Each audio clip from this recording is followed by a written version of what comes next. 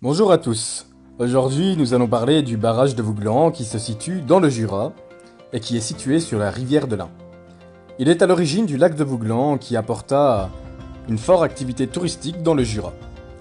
C'est aussi ce barrage qui alimente en électricité la ville de Lyon et ses alentours. Il fut mis en service en 1968 par EDF. À la suite de la construction du barrage de Vouglan qui débuta en 1963, bon nombre d'habitants durent abandonner leur village, tels Briat, Le Bourget ou Belsin. La plupart des habitants des villages de la vallée furent relogés en majorité à Orgelès et dans les alentours du lac de Vouglan. Mais revenons-en au barrage de Vouglan, sa construction fut tout simplement titanesque.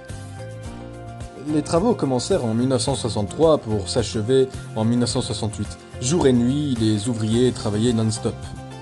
Après 5 années de travaux, 500 personnes employées pour la construction du barrage, une attente de 18 mois pour la mise en eau, le barrage de Vouglan est enfin inauguré en 1968. La construction du barrage de Vouglan est la preuve que la demande d'énergie était de plus en plus importante en France. À la suite de l'après-guerre, tout était à reconstruire et l'économie s'envolait. On a appelé cette période les 30 Glorieuses. Malgré la solidité de l'édifice de béton, il y aura toujours une certaine peur et cette question, que se passerait-il si le barrage cédait? Eh bien cela créerait une vague tout simplement monstrueuse qui engloutirait les villages environnants sous 46 mètres d'eau. Plus de 46 communes dans le département de l'Ain seraient submergées. La vague irait jusqu'à Lyon et submergerait la place Bellecour sous 6 mètres d'eau, rendez-vous compte du désastre. Mais selon les experts, encore et toujours, le risque de rupture serait très faible. En effet, on peut leur donner raison, le barrage a 50 ans cette année.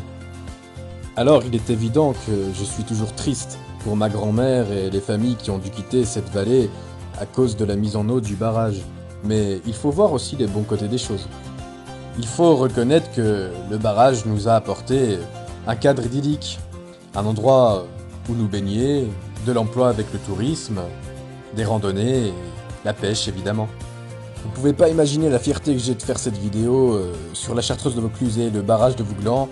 Je suis fier de ma région et ça me fait plaisir de vous la présenter.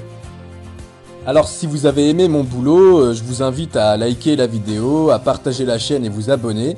Vous pouvez me retrouver sur Facebook où j'ai laissé le lien de la page dans la description. Et on se retrouve pour une prochaine vidéo. Salut tout le monde!